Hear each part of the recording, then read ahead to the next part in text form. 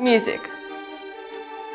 It exists in every culture, religion, place and time in human history on planet Earth. It's how humans express emotions and beliefs. Composers are constantly inspired by animals in nature, but recently biologists began investigating music in nature to understand evolution.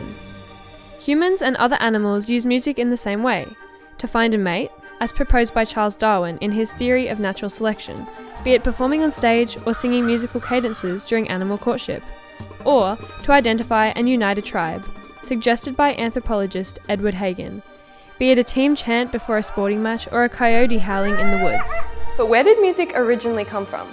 As humans evolved over the last 500 million years from microscopic undersea sacs to running, climbing, hunting, fire-making cave dwellers, who was the first rock star? Archaeologists discovered that around 43,000 years ago, Homo sapiens made flutes from bone. But Neanderthals, living 530,000 years ago, had a hyoid bone and a voice box low in their neck. This physiology would have given them the capacity to sing. So music is a human adaptation. Wrong. Music naturally evolved in multiple evolutionary paths which haven't crossed with humans in millions of years. Let's narrow this down. What is music? Music is organised sound made from the structural elements of rhythm and pitch. Keep in mind, there's a structural and mathematical difference between noise and music. Random, continuous and erratic sound waves make noise, whereas music sound waves are a pattern of separated and dominant frequencies. Real music is polytonic, meaning a combination of many harmonious, pleasant tones.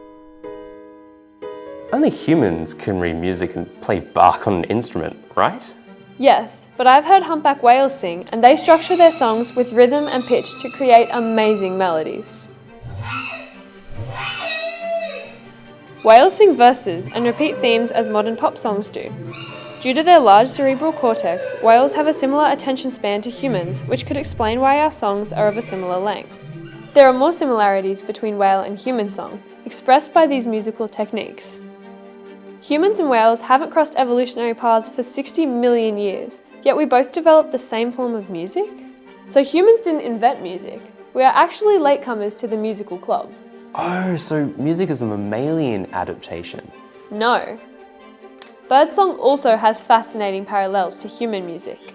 Birds use musical techniques like consonants and key changes, embellishing and inverting these motifs just as human songwriters do. Many birds, like the hermit thrush, sing pentatonic scales. Others, like the Californian marsh wren, use a call and response pattern central to gospel music. It can sing up to 120 different themes in one sequence, while a neighbour responds identically. The veery bird song, when slowed down, creates quite a catchy melody, I must say.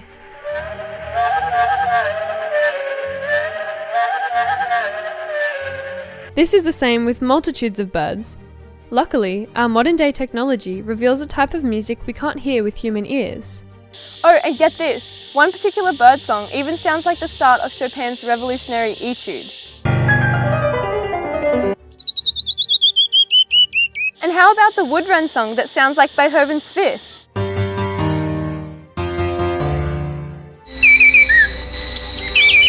It gets better. The palm cockatoo uses instruments. He makes drumsticks from twigs and beats a hollow log rhythmically.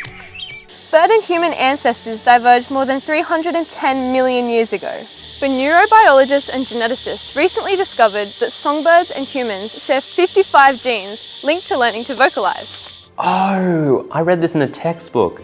This branch of study is called Biomusicology. Yes, who would have thought that music and biology were linked so nicely? Basically, the environment is an animal orchestra, or biophony, with each creature acting as a separate instrument. This is all overwhelming. We're finding music everywhere in nature? But I'm not going crazy. The ancient Greek philosopher and mathematician, Pythagoras, was also a nature lover and believed that music was everywhere too.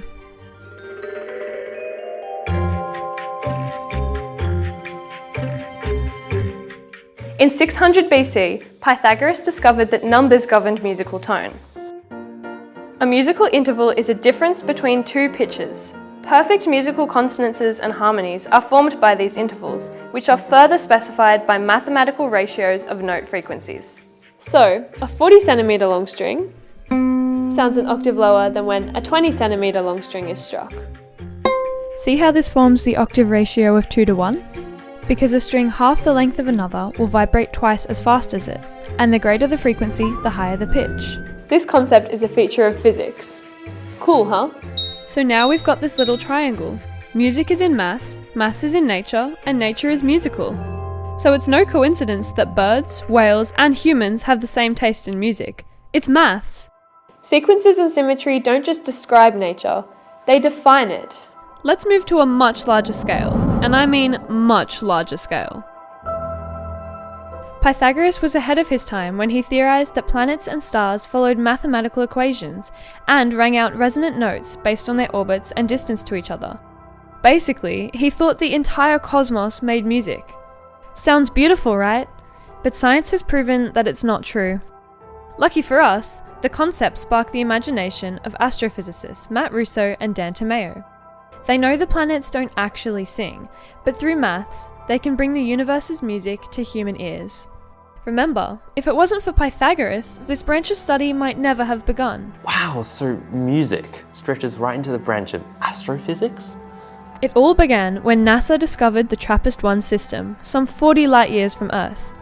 TRAPPIST-1 was exciting because of its 7 Earth-sized planets, some located at the right temperature for life to exist.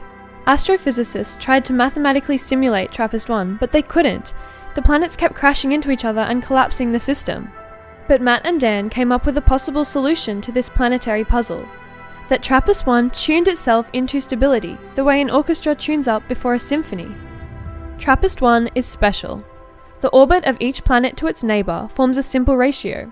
For every 2 orbits of the outer planet, the next one orbits 3 times, the next 4, then 6, 9, 15, and 24. Let's look at these numbers, and you'll see each pair forms whole number ratios that are also found in musical harmonies. This orbital progression is called a resonant chain. What amazed Matt and Dan about TRAPPIST was the possibility that this harmonious pattern of rotations is what actually held the system together. Wait, so I guess music really does make the world go round?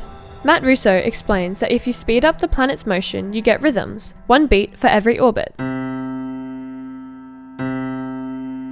And remember, music is composed of rhythm and pitch.